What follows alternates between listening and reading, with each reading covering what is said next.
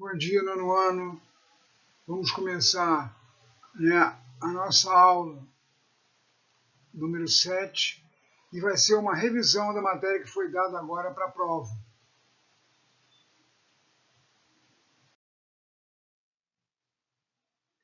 Vamos começar com o iluminismo e liberalismo. O iluminismo, esses filósofos iluministas, eles vão defender ideias que são válidas até hoje. A ideia de liberdade de expressão, de religião, a propriedade privada, a liberdade econômica, o que vai dar origem ao liberalismo político e econômico. E o que eles faziam, esses filósofos iluministas? Eles combatiam o absolutismo monárquico e o mercantilismo, empregando para que isso? A razão e a ciência. Os principais filósofos iluministas foram Montesquieu, Rousseau e Voltaire. Montesquieu ele vai vir com aquela ideia de divisão dos poderes em executivo, legislativo e judiciário. Rousseau vai vir com aquela ideia, trazer a ideia de uma maioria geral, de que a soberania reside no povo, o governante tem que estar sintonizado com essa maioria geral. E Voltaire ele vai vir justamente com a ideia de liberdade de expressão, liberdade de expressão, liberdade religiosa. Okay? Vamos começar agora com a Revolução Industrial Inglesa. A Inglaterra foi o primeiro país a ter indústrias, e a Inglaterra, desde o século XVII, a burguesia já dominava o poder, a burguesia já dominava o parlamento inglês e, através disso, faziam leis que a beneficiavam. Essa burguesia vai incentivar principalmente o cercamento de terras comunais. Por quê? Para quê? Para a criação de ovelhas, e essas ovelhas, você vai tosquear a ovelha, pegar a lã e vender para a indústria têxtil. Então a indústria têxtil vai ter um grande destaque, principalmente a indústria de lã, durante esse período, manufatura de lã, fabricação de lã. E esses grandes proprietários que vão aumentar sua produção de ovelha, eles vão fazer às custas dos pequenos camponeses, dos camponeses, que vão ter suas terras comunais, as terras que eram de uso comuns, aquelas terras em que tanto o camponês quanto o grande proprietário poderiam trabalhar, vão ter essas terras tomadas por esses proprietários. Então eles vão expulsar os camponeses do campo. E esses camponeses vão para a cidade, e na cidade a maioria vai acabar trabalhando aonde? Manufaturas e indústrias. A Inglaterra possuía carvão e ferro, e a primeira indústria a empregar a máquina a vapor foi justamente a indústria têxtil, a fabricação de tecidos, principalmente tecidos de algodão.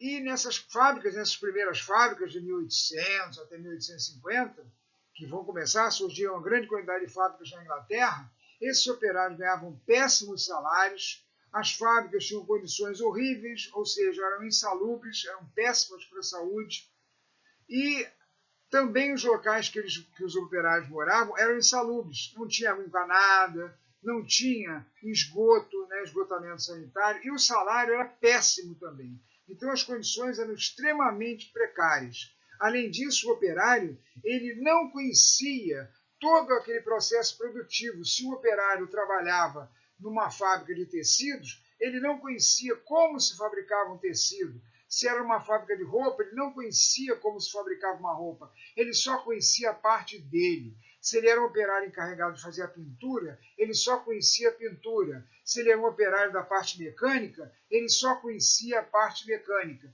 Então havia uma especialização. O operário se especializava numa profissão e ele só conhecia a profissão dele na fábrica. Ele não conhecia como é que se faz um tecido, como é que se faz uma roupa, como é que se faz ou qualquer outro objeto.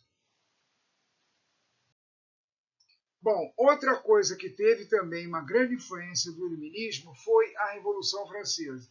Então a França, naquela época, essa imagem é uma imagem da tomada da Bastilha, no dia 4 de julho, que é o início da Revolução Francesa, quando o povo toma a Bastilha, que é um símbolo do absolutismo. No dia 14 de julho, esse absolutismo monárquico significava o poder do rei. O poder do rei em fazer o quê? Em fazer leis. O poder do rei, não existia partido político, em controlar a política, ok? Então o rei ele detinha um poder enorme. Ele fazia as leis, ele controlava os tribunais, ele administrava o país. E a partir de 1789 a situação vai começar a mudar. A França era um país em que você estava numa crise financeira, por quê? Né? Os gastos eram enormes devido às guerras contra a França, o custo de sustentar a corte do rei, ou seja, o rei e todos os nobres que estavam à sua volta, e que controlavam a administração da França, e a crise na agricultura. A agricultura passou por um período de seca em que os alimentos subiram muito, principalmente o trigo, e isso fez com que o preço dos produtos subisse muito. Ok? O clero, ou seja, a igreja, que era chamada de primeiro estado naquela época, a nobreza que compunha o chamado segundo estado, eles tinham privilégios, né? Privilégios de julgamentos especiais e também estavam isentos de pagar impostos. Quem é que pagava os impostos? Era justamente a burguesia, os proprietários, né? A burguesia são os proprietários, e os trabalhadores do campo das cidades. Esse é que pagavam os impostos. E para solucionar essa crise, né, essa crise financeira que a França vivia, o rei Luís XVI ele vai convocar uma Assembleia dos Estados Gerais, que não se reunia desde 1614, há mais de 170 anos. E o que vai acontecer? Quando vai ter essa reunião, o terceiro Estado, ou seja, os representantes, aqueles que representavam os trabalhadores do campo e da cidade e a burguesia, eles vão acabar, né, não aceitando essa Assembleia dos Estados Gerais do jeito que estavam. Eles vão ficar independentes e vão fazer uma Assembleia Constituinte, ou seja, vão fazer uma Constituição. Em 1789 vai ter a Declaração dos Direitos do Homem e do Cidadão, que vai estabelecer a liberdade de expressão, liberdade religiosa, liberdade comercial, a defesa da propriedade privada, a igualdade de todos perante a lei. São coisas que você defende até hoje. Liberdade de pensamento, liberdade de expressão, liberdade de religião.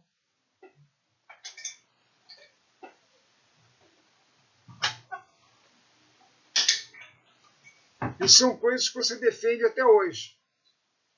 E essa Declaração de Direitos do Homem e do Cidadão, ela é importante até hoje, ok? E a Constituição de 1791 vai consolidar, vai dizer tudo que essa Declaração de Direitos do Homem e do Cidadão falava, inclusive a igualdade de todos perante a lei é para todos, vai criar o chamado voto censitário, né, que para votar tinha que ser um homem adulto que tivesse uma renda, uma propriedade para votar, portanto, quem tivesse uma renda muito pequena, não tivesse uma propriedade, ou fosse desempregado, por exemplo, não podia votar. E vai estabelecer a divisão dos poderes em executivo, aquilo que Montesquieu pregava, que o iluminista Montesquieu pregava, o filósofo Montesquieu pregava. A divisão do poder em três: executivo, exercido pelo rei e seus ministros; legislativo, feito pelos deputados; e judiciário, feito pelos juízes e tribunais. Ok? Bom, agora nós vamos ver a independência das 13 colônias inglesas, ou seja, a independência dos Estados Unidos. As 13 colônias inglesas, como o mapa está mostrando, né, é só uma parte daquilo que é hoje os Estados Unidos. Ok? Hoje em dia, essas colônias são estados americanos. Mas há 200 anos atrás, há mais de 200 anos atrás, elas eram colônias da Inglaterra. E o que vai motivar isso? A Inglaterra ela teve um alto custo na guerra contra a França, uma guerra chamada Guerra dos 13 Anos, de 1756 a 1763. E ela vai fazer o quê? Para poder tirar uma parte do prejuízo que ela teve com essa guerra, ela vai começar a fazer leis que vão estabelecer impostos sobre os americanos. Por exemplo, a lei do açúcar, que vai fazer com que os americanos sejam obrigados a comprar imposto às Antilhas inglesas, e vai taxar o açúcar, lei do selo, em que vai estabelecer que qualquer documento, qualquer coisa, tinha que ter um selo inglês. A lei do chá, que vai estabelecer a prioridade dos ingleses, dos americanos, de terem que comprar o chá de uma companhia inglesa que vendia chá. As leis Townshend, que vão taxar vários produtos, né, que os americanos consumiam, vidro, cobre, né, vários produtos que os americanos importavam, então eles vão taxar esses produtos. Lei do acartelamento, que obrigava que os americanos dessem guarida em suas propriedades, eles aquartelassem, eles recebessem os soldados ingleses. as chamadas leis intoleráveis, ou seja, quando os americanos começaram a protestar contra essas leis, que eles vão pegar e vão destruir um carregamento de chá dessa companhia inglesa, a Inglaterra vai fechar o posto de Boston, a Inglaterra vai prender aqueles rebeldes, vai passar a fazer um julgamento rigoroso daqueles que se rebelam contra a Inglaterra. E os americanos não tinham direito a ter representação no parlamento inglês. Ok? Então, eles recebiam essas leis que eram votadas e feitas pelo parlamento inglês. A Inglaterra já tinha atravessado nessa época a Revolução Industrial, quer dizer, estava em plena Revolução Industrial. Era a burguesia que dominava, e a burguesia inglesa estava dominando os Estados Unidos, e eles não vão mais aceitar isso. Então, no primeiro congresso, na Filadélfia, na cidade da Filadélfia, eles vão pedir que a Inglaterra retire essas leis. Eles vão retirar algumas, outras não. Vão manter, por exemplo, a lei do chá, do apartelamento, né, a lei do açúcar.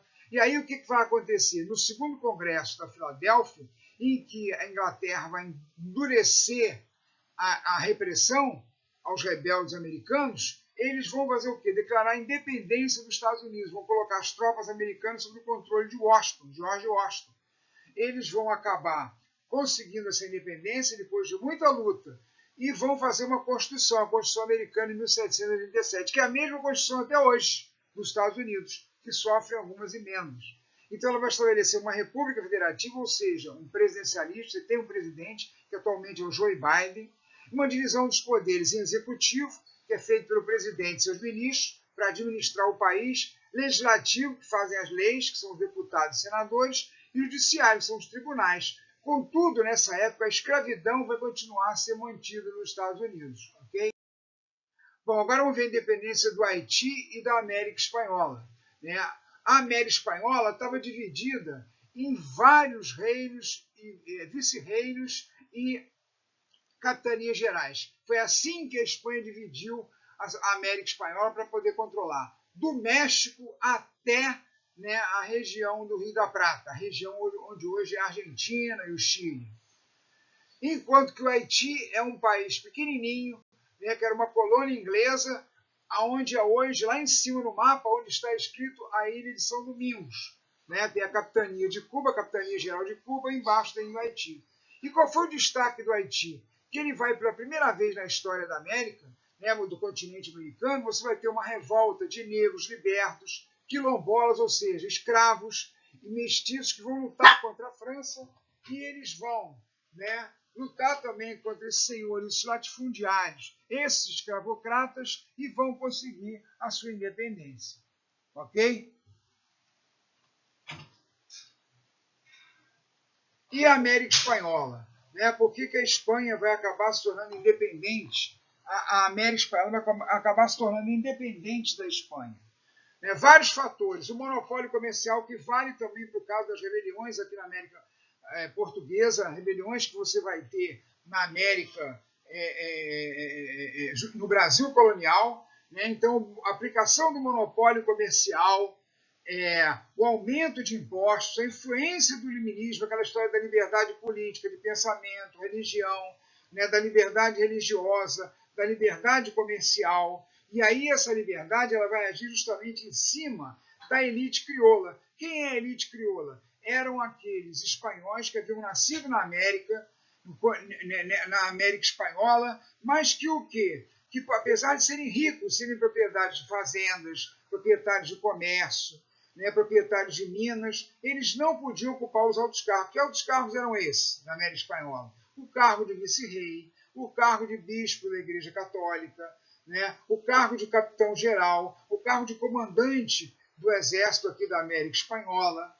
Então isso vai levar uma rixa entre essa elite crioula e os peninsulares ou chapetones. Quem eram esses peninsulares e chapetones? Eram justamente aqueles espanhóis que vão ocupar esses altos cargos. O cargo de vice-rei, aqui na América Espanhola, vice-rei, por exemplo, do vice-reinado do Rio da Prata, vice-reino do vice-reino da Nova Espanha, vice-rei do vice-reino da Nova Granada. Ok? Então eram espanhóis que o rei mandava para cá para ocupar os cargos mais importantes no exército espanhol aqui na América Espanhola, na Igreja Católica na América Espanhola, ok? Nos vice-reis e capitanias gerais da América Espanhola. Então tinha esse atrito, então essas ideias iluministas esse aumento do monopólio comercial, ou seja, do controle comercial do que a América Espanhola poderia comprar e poderia vender, das exportações e importações da América Espanhola, a influência do iluminismo.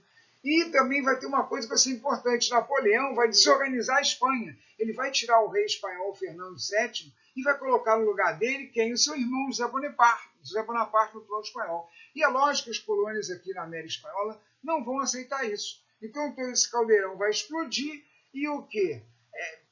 Vai explodir, capitaneado, comandado pela essa disputa entre a elite crioula e os peninsulares, os chapetones, e aí a América Espanhola vai se convulsionar, vai haver uma luta, uma guerra, e eles vão acabar expulsando os espanhóis aqui da América Espanhola e vão aparecer os vários países, né? A Bolívia, o Chile, o México, a Argentina, ok? A Venezuela.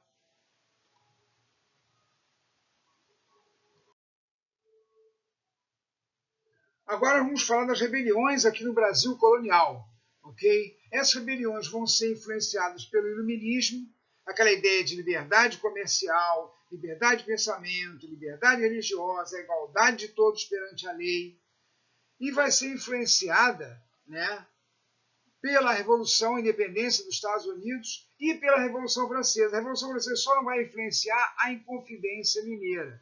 Por quê? A Inconfidência Mineira ela vai ocorrer justamente um pouco antes disso, ok? E vai ter também os mesmos motivos que vão motivar a independência da América Espanhola. A aplicação do pacto colonial, ou seja, do monopólio comercial. O Brasil só poderia exportar os seus produtos, exportar o seu açúcar, exportar, né, o seu tabaco, exportar o seu algodão para Portugal. Portugal controlava o comércio exportador do Brasil. E, ao mesmo tempo, tudo aquilo que o Brasil precisasse também só podia comprar de Portugal. Okay? Então, precisasse de ferramenta, precisasse de tecido, daquilo que fosse, só podia comprar na mão do comerciante português. Era o chamado monopólio comercial. Ok? Então, isso conjugado também com os aumentos de impostos, a mesma coisa que teve na América Espanhola, Portugal também vai aumentar os impostos. Vai fazer com que explodam rebeliões aqui na América Portuguesa. Ok? Bom, a Inconfidência Mineira ela foi feita pela elite de Minas Gerais e eles vão querer uma república, mas não vão se definir em relação à escravidão. Né? Vão querer uma república, vão querer também indústrias para a região de Minas Gerais, mas não vão querer em relação à escravidão, eles não vão chegar a tomar uma posição. Bom, a Conjuração do Rio de Janeiro vai se destacar por defender aquelas ideias iluministas que nós já falamos aqui. Liberdade religiosa, de pensamento, de expressão, igualdade de todos perante a lei. A Inconfidência Baiana, essa sim, teve participação popular, vai querer uma república, liberdade comercial, e aí sim vai querer o fim da escravidão, diferentemente da Inconfidência Mineira, que não vai se definir quanto a isso. E a Revolução Pernambucana, ela vai ter a participação da classe média, né, ao contrário da Inconfidência Mineira, que teve uma grande participação da elite, da Inconfidência Baiana, que teve uma participação popular, aqui a classe média que vai ser o forte, embora também tenha uma grande participação da elite. Em todos eles, também na Inconfidência Baiana, a elite participou. Quem era a elite aqui? Tanto na Inconfidência Baiana quanto na Revolução Pernambucana. Os grandes proprietários de açúcar, de cana-de-açúcar, de fazendas de cana-de-açúcar, proprietários de engenho que faziam açúcar, ok? Eles também vão participar. Então a Revolução Pernambucana, que vai ser feita principalmente por padres, militares, médicos, eles vão querer o fim dos impostos, né? Todas elas também queriam isso, liberdade religiosa, liberdade de pensamento, mas vão querer a manutenção da escravidão. Por que isso? Influência da elite, ok? Então não esqueçam de fazer o Google Forms, não esqueçam de estudar para a prova na próxima semana. O Google Forms, né, sempre tem o link após o vídeo. A descrição do link está sempre após o vídeo.